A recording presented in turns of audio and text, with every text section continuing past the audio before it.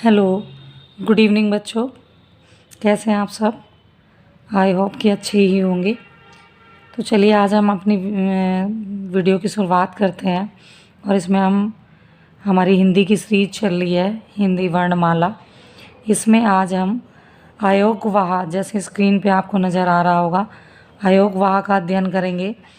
ये अंग और आहा, इसे विसर्ग के नाम से भी जानते हैं। अब इसे अयोगवाह क्यों कहा गया?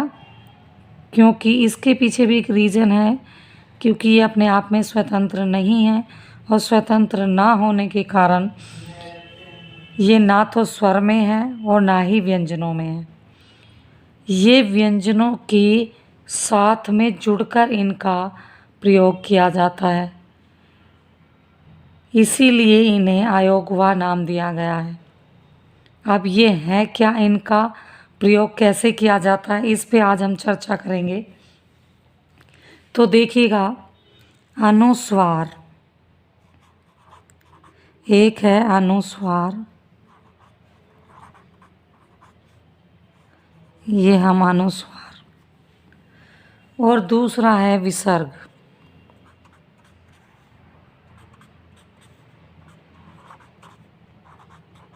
ये विसर्ग है।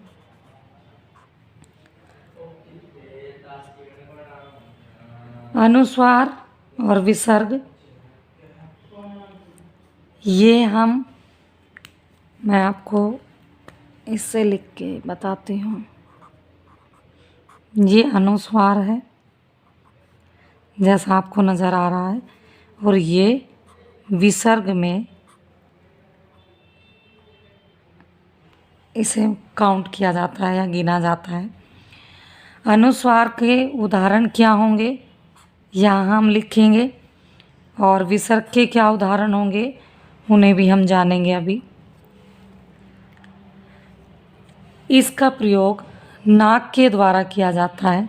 अनुस्वार, जैसा कि उच्चारण ध्वनि से पता चल रहा है कि इसका प्रयोग हम नाक के द्वारा, जब हम बोलते हैं तो आवाज़ हमारी नाक से आती है। जैसे फॉर एग्ज़ाम्पल, गंगा, अंगूर, अंग, अंक, इस तरह के शब्द यहाँ पे आएंगे। विसर्ग में ये हा की आवाज़ देता है। इसमें बताया जाता है कि ज़्यादातर संस्कृत शब्दों में इसका प्रयोग किया जाता है। इनका एक तीसरा भी है जिसे अनुनासिक कहते हैं। इनके अलग अलग उदाहरण देखेंगे हम, पहले जान लेते हैं। अनुनासिक,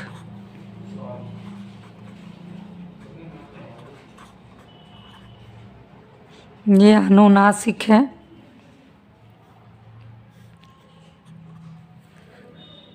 इसमें सब किताबें लिखती हैं कि अनुनासिक, इसका जब हम उच्चारण करते हैं तो इसमें नाक और मुंह दोनों का हमें प्रयोग मतलब इस्तेमाल करना होता है, प्रयोग करना होता है। जो भी शब्द इसके निकलेंगे वो नाक और मुंह दोनों से उसकी उच्चारण ध्वनि, जब हम उच्चारण करते हैं तो जो ध्वनि निकलेगी नाक और मुंह से दोनों से निकलती है। इसका जो चिन्ह होता है इसे हम ऐसे दर्शाते हैं, इसे कहते हैं चंद्र बिंदु। ये छोटी छोटी चीज़ें हमारी भाषा में जब हम लिखते हैं कोई पत्र वगैरह, अगर इनका हम इस्तेमाल नहीं करते तो हमें अधूरा ज्ञान हमारा वहाँ दर्शाया जाता है कि इसका मतलब अधूरा ज्ञान है। इसीलिए हमें इनकी आवश्यकता पड़ी, क्योंकि किसी भी भाषा को सीखने के लिए हमें पूर्ण ज्ञान, पूरे उसकी वर्णमाला को जानना होता है, और वर्णमाला में सारी चीज़ें हमारे लिए बहुत ही महत्वपूर्ण होती हैं। तो चलिए इनके उदाहरण देख लेते हैं। एक एक उदाहरण है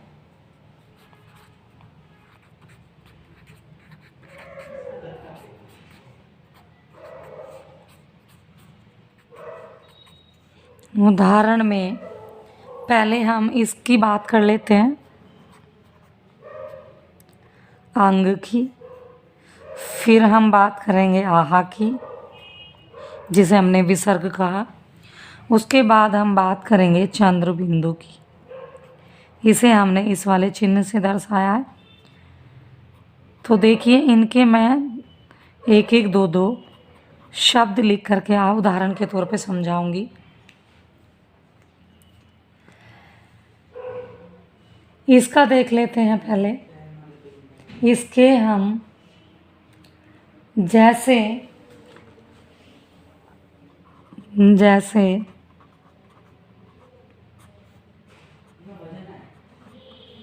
हंस, जैसे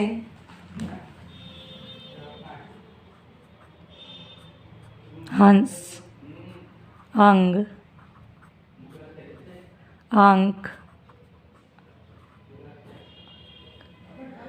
और भी हो सकते हैं, जैसे गंगा,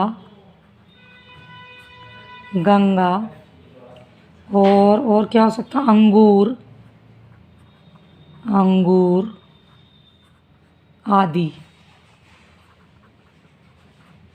आदि शब्द हो सकते हैं। आपको स्क्रीन पे नज़र आ रहे होंगे। चलिए, मैं अपनी थोड़ी पैड को इधर कर लेती हूँ।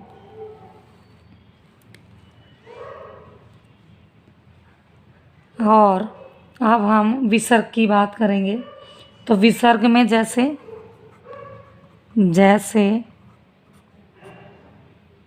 विसर्ग में जैसे क्या हो सकता है?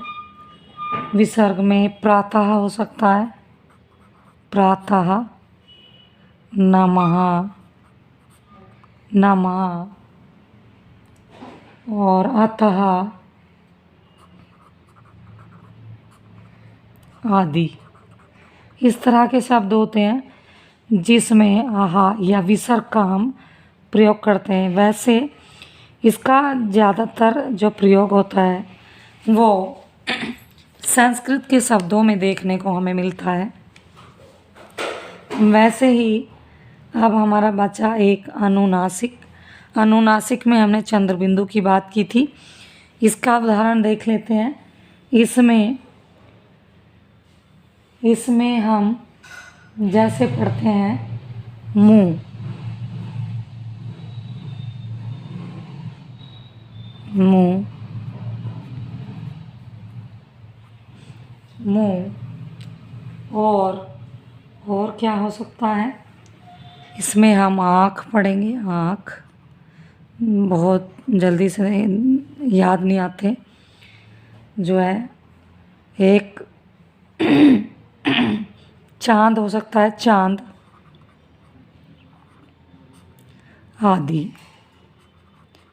आदि शब्दों का इस्तेमाल हम चंद्र बिंदु के लिए करते हैं।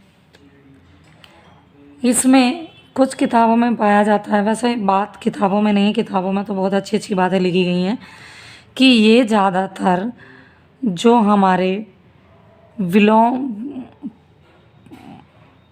पर्यायवाची शब्द हमारे संस्कृत के होते हैं, और संस्कृत के शब्दों में हम इनका इस्तेमाल नहीं करते। मैंने बताया संस्कृत के शब्दों का इस्तेमाल प्रातः और नमः और आदि में। तो बच्चों, हम बात कर रहे थे तत्सम और तद्भव की। तो ये जितने भी चंद्र बिंदु वाले शब्द होते हैं ये तद्भव में काउंट होते हैं। ज़्यादातर जब हम तत्सम की बात करेंगे तो उसमें संस्कृत के शब्द आएंगे, लेकिन जब हम तद्भव में बात करेंगे तो इनका एक एक ट्रिक भी आप मान सकते हैं कि जहाँ पर तद्भव, तत्सम का अगर कहेंगे मुख, तो मुख का हम जब तद्भव बनाएंगे तो मुंह होगा। नयन, नेत्र, नेत्र का तद्भव क्या होगा? आँख होगा। तो तत्सम और तद्भव की, तत्सम की बात करेंगे तो संस्कृत के आएंगे, तद्भव की बात होगी। तो ये हमारी एक पहचान होती है कि जहाँ चंद्र बिंदु होगा वो ज़्यादातर तद्भव ही होगा, क्योंकि तत्सम में चंद्र बिंदु का इस्तेमाल नहीं होता। ठीक है, तो ये हमने आज जाना अनुस्वार, विसर्ग और अनुनासिक के बारे में। हिंदी वर्णमाला के इम्पोर्टेंट हम कह सकते हैं कि अनुस्वार क्या है, ये नाक के द्वारा इसका हम उच्चारण करते हैं। विसर्ग हमारे संस्कृत के शब्दों में यूज़ होता है अनुनासिक।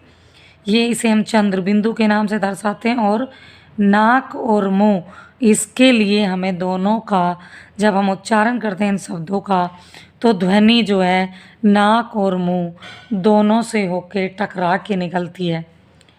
तो ठीक है बच्चों, मुझे पूरी उम्मीद है कि ये वीडियो आपको पसंद आई होगी, समझ आया होगा। और नेक्स्ट वीडियो हम कल फिर लेके आएंगे। तब तक के लिए पढ़ते रहें, हंसते रहें, मुस्कुराते रहें, स्वस्थ रहें, मस्त रहें। Thank you. गुड नाइट बच्चों।